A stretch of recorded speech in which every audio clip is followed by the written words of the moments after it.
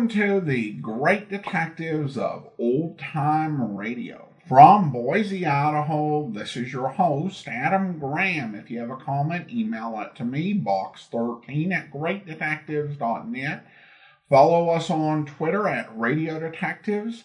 And check us out on Instagram, instagram.com/greatdetectives. Today's program is brought to you in part by the financial support of our listeners. You can support the show on a one-time basis by mailing a donation to Adam Graham, P.O. Box 15913, 15913, Boise, Idaho, 83715. And I just made a trip over to the P.O. Box this week and want to thank Francis, Bob, Carl and Carolyn, and David. Thank you so much for your support. You can also become one of our ongoing Patreon supporters at patreon.greatdetectives.net. Well, now it is time for this week's episode of Tales of the Texas Rangers. The original air date on this one is March the 11th of 1951, and the title is Blind Justice. The National Broadcasting Company presents Joel McCrea in Tales of the Texas Rangers. Tonight, transcribed from Hollywood, another authentic reenactment of a case from the files of the Texas Rangers.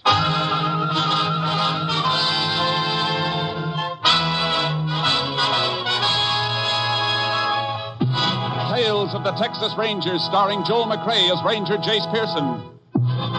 Texas, more than 260,000 square miles, and 50 men who make up the most famous and oldest law enforcement body in North America.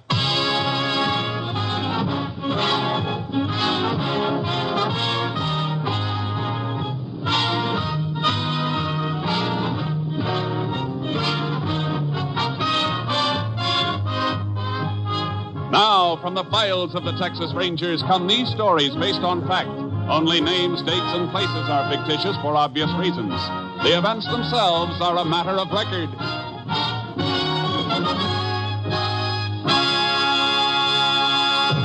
Case for tonight, Blind Justice.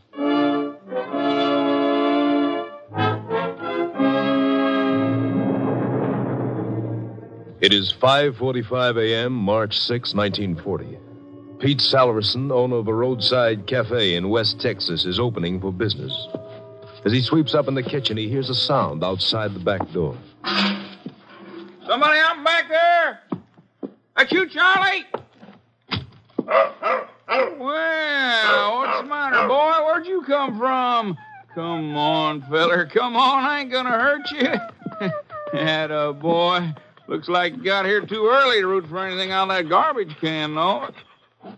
And them ribs of yours look like you could use some grub fast. Let's see. How about this? That is bone and a couple of hunks of stew meat, huh? All right, feller. There you are. Dig into that.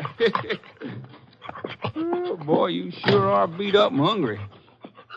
What's this contraption you got strapped on you? Pete, you open yet? Oh, howdy, Sheriff. How's the coffee situation? Well, it ain't brewed yet, but I can fix you some up in a minute. Had an early customer here. Yeah, but he hasn't got any money. I'm a cash customer. Where'd you get him? Oh, he's rooting in the garbage cans out back. What you doing up and around so early? I just come back from Huntsville. Delivered a prisoner up there yesterday. Yeah? Hey, that'd be a pretty good-looking dog if he was taken care of. Who owns him? I don't know. Never seen him before.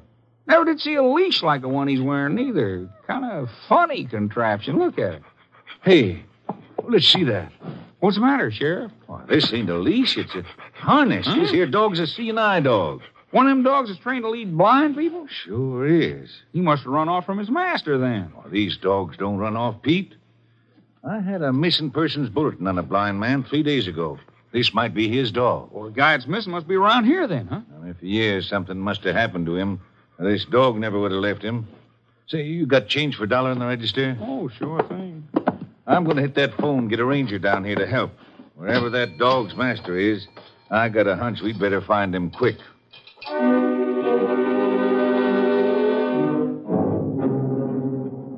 Less than 1 hour after the sheriff's appeal for help, Texas Ranger Jace Pearson joined him at Pete Salverson's roadside cafe. There he is, Ranger. No mistaking that harness if you ever seen one before. It's a C&I dog, all right. You say you found him outside this morning, Salverson? Yeah, half starved, like you can see. Been a good 3 or 4 days since he's eaten from the looks of him. Easy, boy. Come here. He's had a bad time, Sheriff. Got a pretty hard clip on the head. Must have been knocked out. Since then, he's traveled through some rough country, and Lechuguia's got him all sliced up. Footpads are sore from walking. Yeah, but ever since Pete fed him, he's been yowling to get out of here. Reckon he'll be able to lead us back to his master? He'll try if he can make it. He'll have a better chance if a veterinarian works him over first. Where's the nearest one? Foreman at the Wolverine Ranch is a vet. Want to take him out there? Yeah. Meanwhile, you better get yourself a horse. I'll leave my horse trailer here until I get back. You can load your mount in with my horse Charcoal. It's a double trailer. What makes you think we'll need horses? The kind of country this dog came through isn't the kind we'll be able to get through in a car, and he came too far for us to follow on foot. Lost dogs sometimes head for home, Jace. Missing persons bulletin came from Ozona in Crockett County. Dog may be headed for there. Only way we'll find out's to follow him. If he heads any other way, it'll be back toward the man he's been trained to take care of. I'm figuring that'll be in a southerly direction from here. Well, how do you know that? All barren country that way, full of Lechuguia. If he came such a long way from any other direction, he'd have run into a town or a ranch and been found before this. I reckon I'll buy that. That makes sense. Get your horse. I'll meet you back here, and we'll drive as far south as we can cross-country and then turn this dog loose and follow him.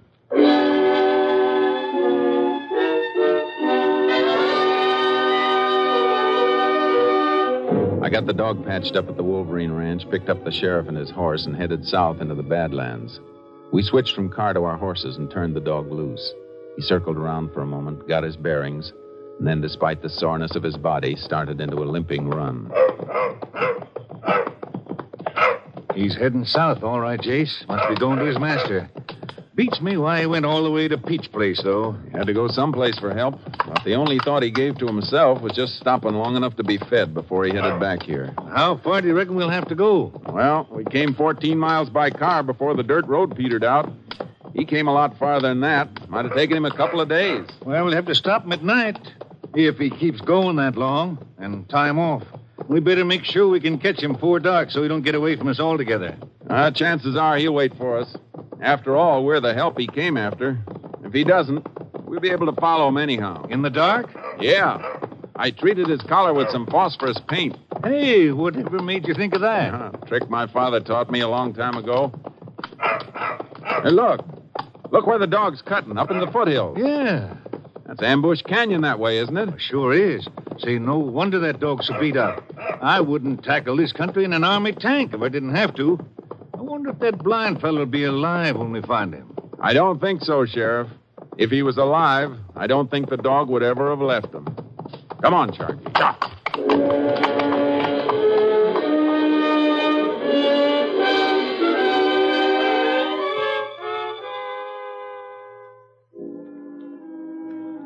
What kept that dog going, I'll never know. We hit stretches where we had to lead the horses on foot. It was toward sundown of the second day when the dog caved in.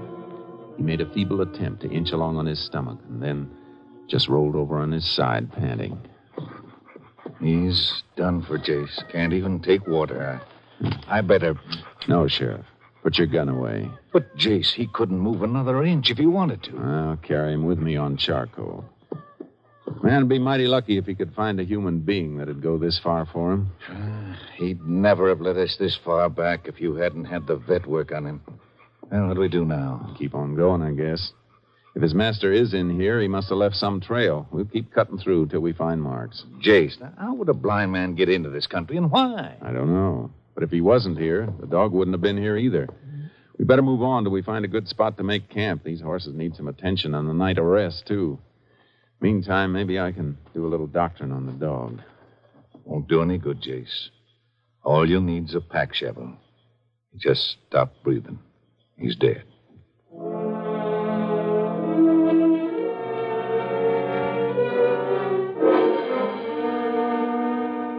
The next morning, we started trail cutting, working steadily to the south, toward the international border, the Rio Grande.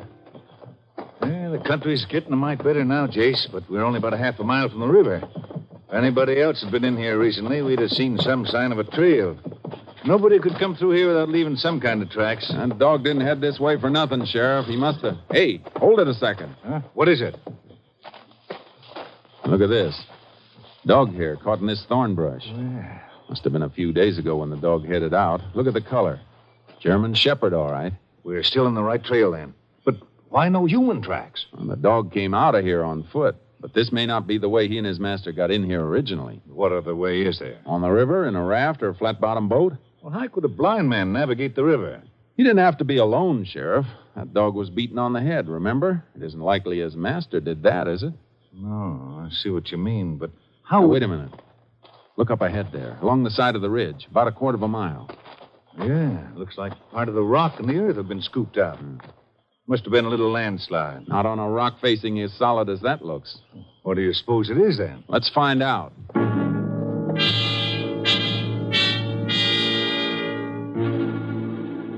It took us more than an hour to reach the base of the ridge and find the answer. It wasn't a landslide. There were a couple of dynamite caps on the ground. The fresh earth had been blown out. Two men, all right, Jace. Signs of tracks held tight in this fresh earth. Dog tracks go right along with the one set. That was the blind man. Yeah, another mark running in with those tracks, though. Little round hole in the ground every few steps. The blind man must have had a cane, too. Move around the wide circle and cut back to this spot until... Oh, wait, Jace. What's that thing over there by the brush? Long white piece or something. A white cane. Come on. The head of it stained, Jace. Looks like blood. It is. The dog must have been clubbed with that. Bloodstains didn't come from the dog, Sheriff. Lump he had on his head didn't bleed. Let's beat through this brush. Blood trail on the ground through here, Jace. Yeah. That path just ahead seems to be pressed down in one spot. Let's make for it. A man's body, all right. Face down. Better roll him over and see if it's a blind man. It's him, all right. You can tell by his right hand. Callous ridge there from holding onto that dog harness.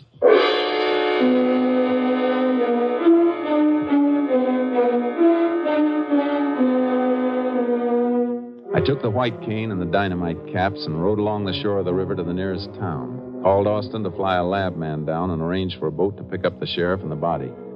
I was in the local constable's office 24 hours later when the body was brought into town. Well, body's over at the undertaker, Jace. Good. Constable told me you were in here looking over a report from your lab man. Yeah.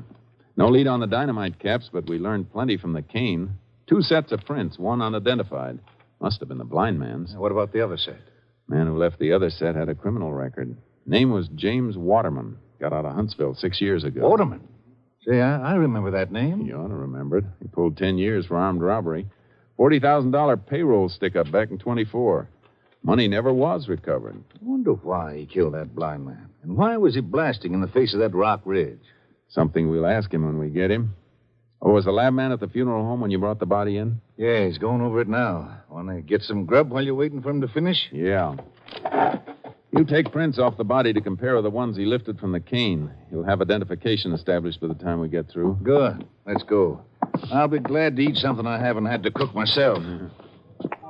You know, funny thing. We started off so fast after that dog turned up the other day, I never did check that missing persons bulletin for the blind man's name. His name was Joseph Wilson. Lived in a rooming house in Ozona, operated a newsstand. Landlady reported him missing when she didn't see him or the dog for 2 days. There's a cafe across the street. Good.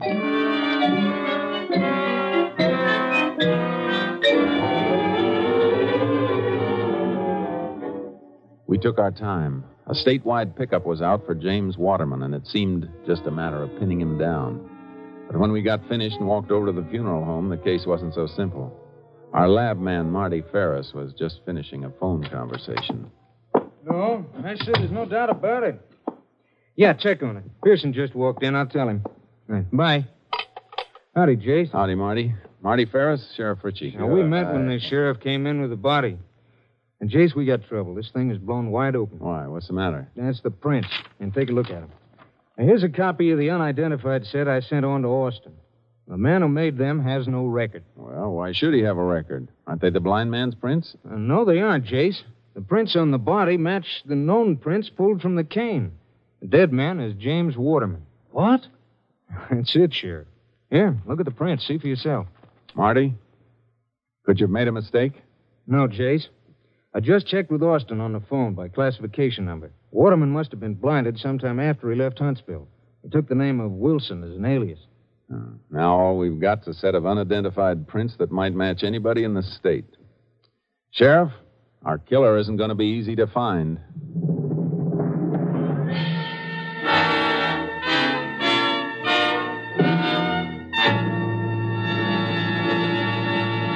You are listening to Tales of the Texas Rangers, starring Joel McCrea as Ranger Jace Pearson.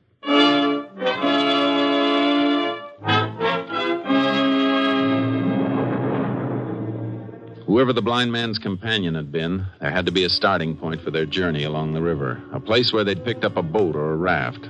The sheriff and I worked our way along the river above the town, questioning the occasional Mexicans who managed somehow to make a living where no living was to be made. And in one spot, less than a mile from the road, we found something. Can see it clearly now, Jace. Yeah, impression of a flat-bottomed boat on that mud flat. Had to be dragged quite a ways to the water. Not many days ago either. Oh, boy. Mud around where the boat was is caked dry. Spot where the boat was setting still looks damp. Uh-huh. Boat must have been there without being used for quite some time. River's been way down for more than a year. A little smoke coming up from behind those trees. Must be a Mexican hut. Whoever's there might own the boat. Let's ask him. Get up, Charlie. Up, boy. Tacos cooking. Smell 'em? Yeah. Smell something else, too. Chicken frying. There's a place. I can see it now. Pretty high class for River Hut. Looking back, chicken coop. Kind of new, too. Coop wire, I mean. Hasn't been up very long. A woman out in front of the place. She sees us. Buenos dias, senor. Buenos dias, senora. Ooh, Charlie. Oh, boy. Yeah. Maybe you can help us out, senora. We'd like some information about a boat that was out on that mud flat until a few days ago. I never see a boat there, senor. You never saw one there? What made that impression in the mud, then? I called my husband. He speaks better English. Daniel? Venga? Yes. What the matter? You don't let me sleep. Huh? They know something about that boat, all right, Jace. Yeah. My husband. He come. You want something, senores? They want to know something about a boat. There's a mark left by a boat down in that mud flat. When was the boat there last? And what happened to it? It was maybe a week ago. The boat disappeared in the night. One morning, she's gone. That's all I know. Who took it? We don't know. Just like that, huh? She, just gone. Don't try to feed us a story like that. Just a second, Sheriff. Where do you work, Danielle? What do you do for a living? Well, I do anything for whoever give me the work. But for a long time, nobody give me any. You must have saved a lot of money to be eating fried chicken and tacos. Where'd you get those chickens? I raised them, senor. Yeah, without hens and a rooster? There isn't anything in that coop old enough to sit a nest. And that coop wire's new. Well, what I mean to say, I was just starting to raise them. Where'd you get the money to buy that coop wire and the chicks? You better talk up. This is part of a murder investigation. Murder? Blind man was murdered downriver. He got there by boat. Senor, I got nothing to do with murder. I just sell the boat. Why didn't you say so before? Well, because the boat was not mine. But you sold it just the same. Say, look, I tell you the truth. The boat is there for 2 years. Ever since we come here. I never know who owns it, and then one day the men come. 2 men? See. One of them blind? See. He got a dog and a white stick. The other man with him, he said to me, I give you $50 for the boat. Well, I don't say that the boat is mine. I just let him give me $50. What'd the man look like? The one who could see. Oh, he's big, just like you, with the light hair, very wavy, eyes blue. He said that when they come back, I can have the boat back for nothing. And he gave me more money if I don't tell nobody. I say, you give me more now, huh? But he said he don't have no more until he come back. That's the whole truth, senor, just like Daniel tell you. All right. If it isn't the truth, we'll find out. Come on, Sheriff. Let's go. Right. You two stay right around here in case we want to see you again. Oh, see, we don't run away. Up, boy. Hey. Heading back for the town? Yeah, Marty may have some more information. And I think we just got a lead from Danielle on why Waterman and the other man went downriver. Well, if you did, you got something I missed. They promised Danielle more money when they came back. The money Waterman got in that stick-up 16 years ago never was recovered, remember? Oh, I get it. That's why they dynamited into that rock ridge. Waterman must have hidden that money until it cooled off. That's right. But before he ever got back to it, he was caught and sent to Huntsville for 10 years. Why didn't he go for it as soon as he got out 6 years ago? That's one of the things we still don't know. Maybe Marty will have the answers when we get back to town.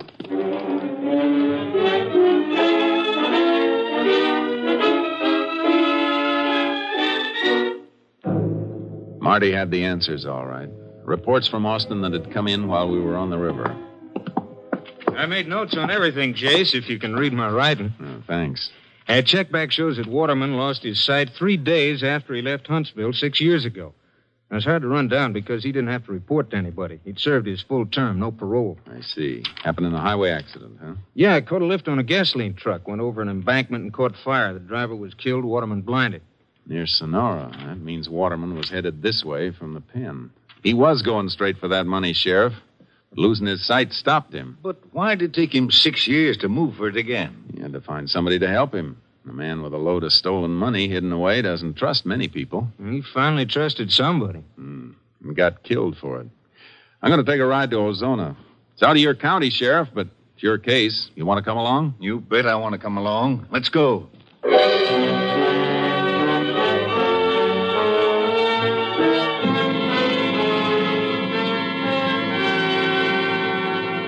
In Ozona, we went to the rooming house where Waterman had lived under the name of Joseph Wilson. The landlady showed us to his room.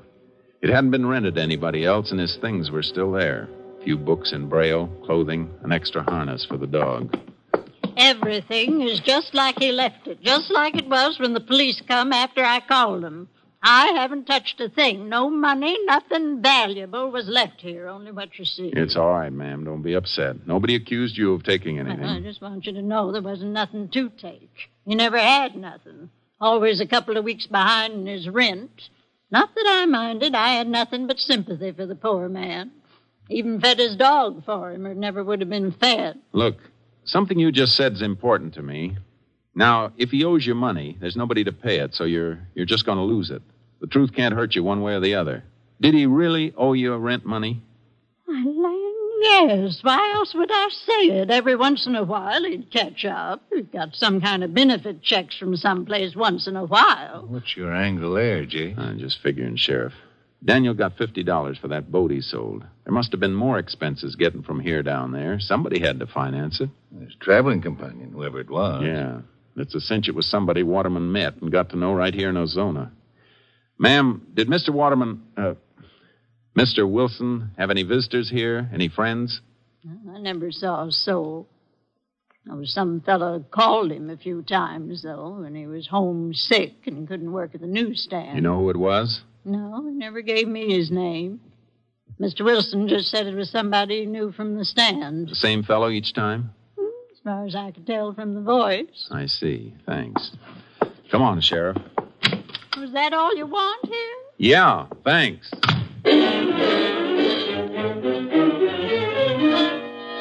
We located the place where Waterman had had his newsstand, a main intersection near a bank, a restaurant, an office building, and a medical and professional building.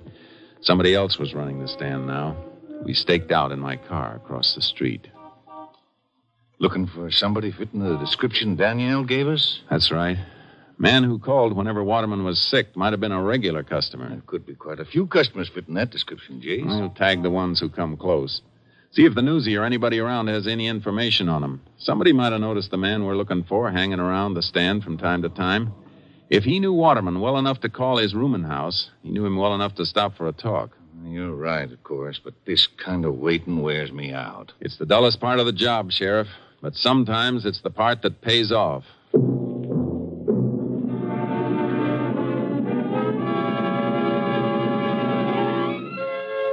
For 2 days, we watched the corner. Occasionally, we followed a man who fitted the description supplied by Danielle. But each time we checked, the subject turned out to be somebody who hadn't been out of town.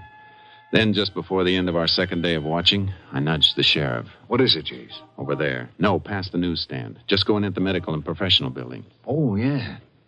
He looks like he might be the boy, all right. His hair is really light and curly, which most of the others haven't been. Let's see where he went.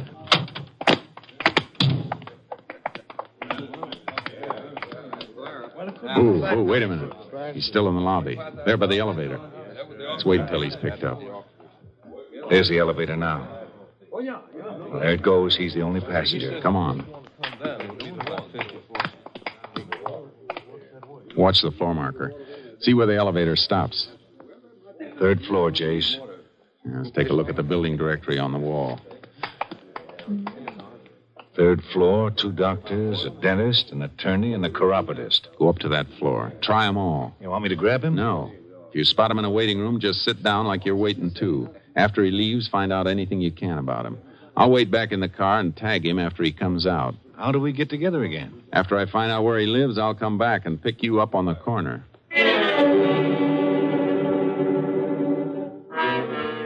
I waited for the man with the light curly hair. He came out of the building in 20 minutes. I started my car away from the curb slowly, keeping him in sight. He turned the corner and got into a car of his own, drove to an apartment building. I noted the address and then went back and met the sheriff. I hope you didn't lose him, Jace. I think he's the one we want. Why? What'd you get? He was in to see a doctor. Had a dressing on his arm changed. Doc said he's a regular patient who's been away on vacation. Been out of town, huh? Yeah, but that isn't all. It's what he's being treated for that ought to make you sit up. Dog bite. Dog bite? I thought that shepherd might have gotten to the killer just once before he was knocked out. Let's go visit him. I know the apartment building he lives in. You get his name from the doc? J.B. Rowland works on the local newspaper. Reporter? No, has charge of distribution and circulation. Also takes care of the morgue. Back issue files. Oh, that'd put him in touch with Waterman on the circulation end. And his taking care of the back issues might fit, too. That might have told him who Waterman really was. Hey, that's right. Fishing through some old back issues, he might have read about the robbery and Waterman's conviction. Maybe seen the picture of Waterman and recognized it. That'd make him get friendly. He'd know the money was never recovered and that Waterman didn't have it on hand, or he wouldn't be running a newsstand and living like he did. You think he told Waterman what he knew and finally talked him into a deal? Or do you think maybe he forced him into it? When we see him, we'll ask him.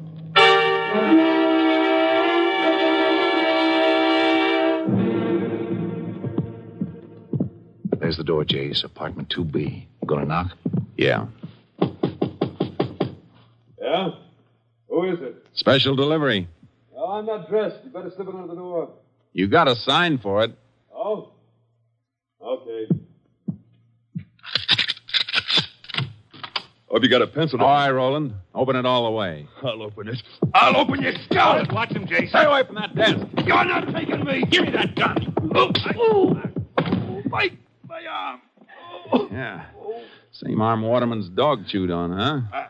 I don't know what you're talking about. No, just the same you went right for a gun. Brand new gun at that. Like you were expecting you might have trouble. Come on, get up. Why'd you kill him? You want all the money instead of a split? Money. Money. Yeah, where's the money? What'd you do with it? What did I do with it? I worked on him for months until he trusted me. Then we went down to the river, but we couldn't find the place. Couldn't remember all the landmarks. Couldn't see, and after 16 years, he couldn't remember. He couldn't remember. I went crazy. I planned on it so much, I went crazy. That's all. If I had the money, I could have gotten away. Without the money, I had to come back here so they wouldn't be looking for me. All right, Roland. Go get some clothes on.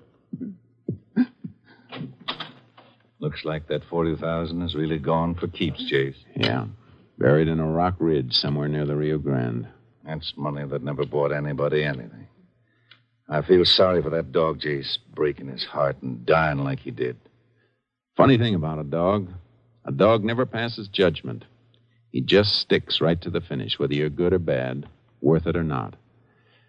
I'll help Roland get a jacket on. Then we can take him in.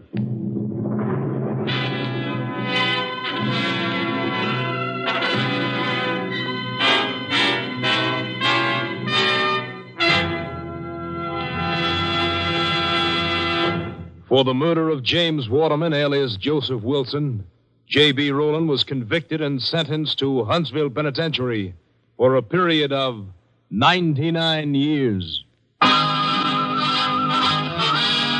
week, Joel McCrea in another authentic reenactment of a case from the files of the Texas Rangers.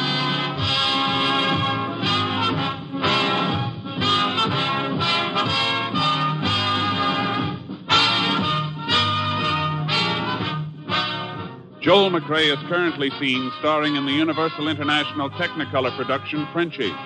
Tonight's cast included Tony Barrett, Peggy Weber, Herb Vigran, Ed Begley, Earl Keane, Tom Holland, and Tom McKee. This story was transcribed and adapted by Joel Murcott, and the program was produced and directed by Stacy Keach. Hal Gibney speaking.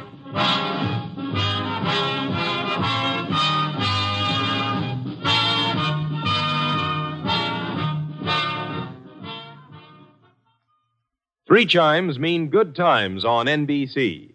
The telephone hour welcomes Jussi Björling tomorrow on NBC.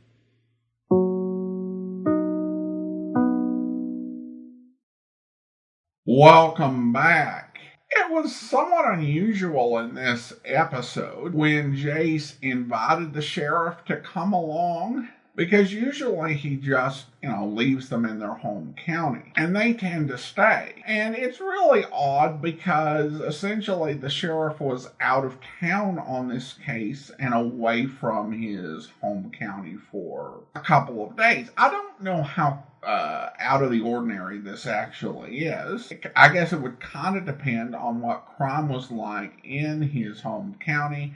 And, did he have some deputies and constables who would look after things in his absence? I think that the reason that he pursued the case as far as he did was because of the dog, which was a very moving part of this whole story. It had clearly affected both the sheriff and Jace, and it was so sad when the dog died. And I don't think the sheriff was in any way doing anything when he was suggesting putting the dog down than trying to be humane. But it says something about Jace Pierce, and he's like, well, let me see if I can do some doctoring. Given how quickly the dog passed, it kind of showed he was in denial. But the last lines of the story was something that, anyone who's any good and owns a dog or has owned a dog can really relate to. Because the dog didn't care that his person was an ex-con or was trying to retrieve ill-gotten funds. Just such amazing loyalty. I thought the idea of that boat just having been abandoned and on the property this couple was staying at is something that I do find believable. I've never lived or been to rural Texas, but I have been in rural areas, and you'll find things, usually cars, but sometimes boats abandoned. Now, I've never seen a boat that I would actually want to get into, but in the case of our criminal in this story, it's kind of one of those beggars can't be choosers situation. And I also like the resolution with them not being able to find the money. And it's not something you hear about in the more fictional or fanciful mystery stories where they're not able to find their loot. But it's, in many ways, a lot harder in real life than many of the fictional stories will acknowledge.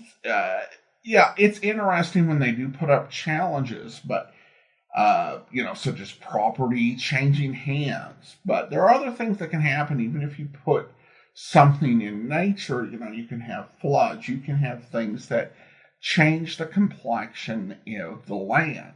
And there's only so much you can explain as a blind person to a sighted person that can communicate over. It might be a situation where if the blind man could still see, he might have seen something that he had forgotten about that would remind him of the location.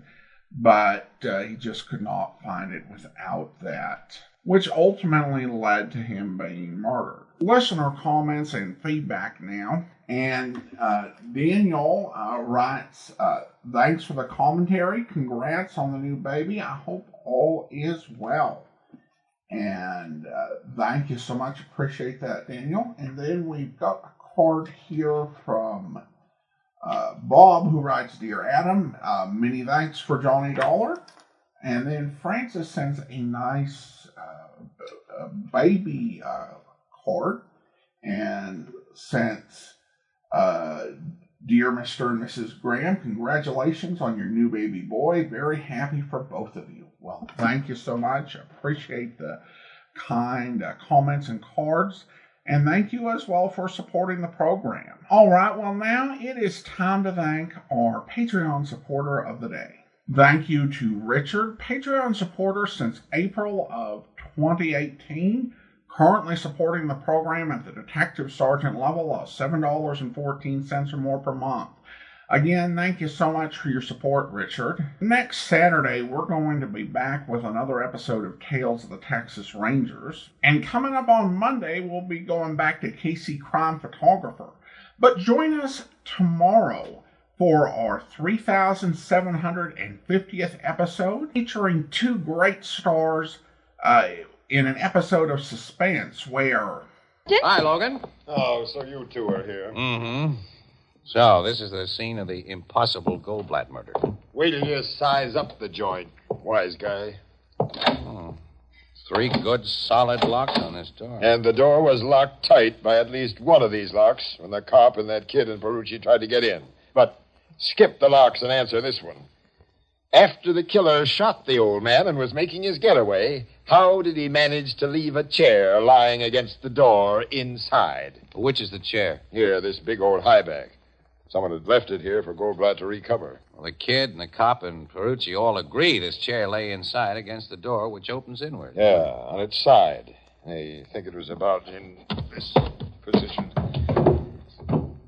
Now, it had to be placed this way by somebody inside. It couldn't have been so placed by anybody outside. Well, it may have fallen in that position after the door was closed. Miss Williams, a big solid chair like this doesn't just fall. It has to be wrestled around. All right. Besides, the neighbors say Goldblatt always put a heavy piece of furniture against this door when he closed up for the night. The old guy had a constant fear of being robbed. Well, he was shot through the heart twice. Goldblatt couldn't have put the chair there after the killer left. I know. Dix from the precinct station got here before your guys did last night. I suppose they moved a lot of stuff in the joint. Yeah, to make sure the killer wasn't hiding here. About the only thing they didn't shove around was this sewing machine because it was bolted. I hope you'll be with us then. In the meantime, do send your comments to box13@greatdetectives.net. Follow us on Twitter at Radio Detectives and check us out on Instagram, instagram.com/greatdetectives. From Boise, Idaho, this is your host, Adam Graham, signing off.